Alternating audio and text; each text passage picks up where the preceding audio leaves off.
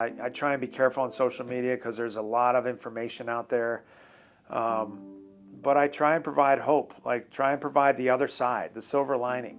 And that's not easy for me either because I'm human too, and I wonder about what's next. And but God's got us, and we're going to be playing games in the fall, and we're going to get pumped up, celebrating a return to to athletics. And I can't wait for that moment. But in order to be ready for that moment, we've got to study now, we've got to work out now, and we've got to be focused on our goal, not focused on what's around us.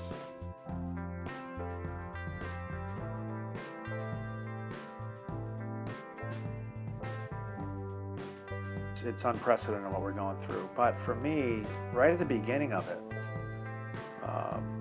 when they called off the NAIA Women's Basketball National Tournament, right after our game. So I get to walk in to the locker room and into a celebrating locker room after an almost 50-point win. And within the time it takes for you to say one sentence, it's a 180 in emotion. They go from incredible high to incredible low. And I think in that moment, I was struck with the reality of the situation. And and in the weeks following, there's other realities, right? There's an economic reality, there's fear, there's frustration, there's fear, there's facing the unknown and not being sure what that's going to look like in the future. But being in that moment right after the game really challenged me to be real. So when I talked to those girls and Coach Hayes talked to the girls and we just had a time there in the locker room, not to necessarily sugarcoat it. This is how it is, and this is how it's going to be, and we've got to work through this. But at the same time, my perspective coming out of that locker room was, we've got to provide hope. We've got to provide hope. We've got to provide a counter to all this fear that's going on social media and just, like I said, the fear of the unknown. So let's speak hope, because hope isn't dishonest. When you're speaking hope, at me, I'm 50 years old. So in a 50-year-old life, there's been adversity that I've faced all through that life that I can share with folks who are 18, 19, 20, 21, who maybe haven't gone through adversity and seen God's faithfulness through that. And so my perspective on this, whether I'm dealing with student athletes or the staff or my family, is let's look at this in a very hopeful way. Let's look at the opportunity we have in front of us.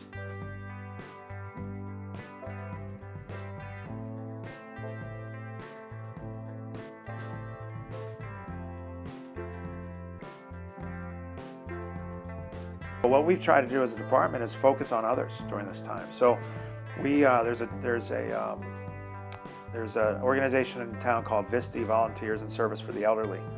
And they do so much for our elderly in Lakeland, but they deliver hot meals every day of the week to these elderly residents in Lakeland. So we've jumped in on that. We've got some of our staff serving in that capacity, where we go out, we take precautions, but we're delivering hot meals to those who don't want to leave their home right now.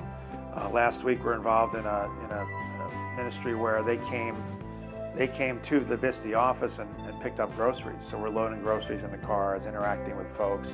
And I just think providing hope and providing hope while not skirting reality, and then focusing on other people is really the key to getting through something like this, because there's been so many times in my life where I've been in it, I've been in something.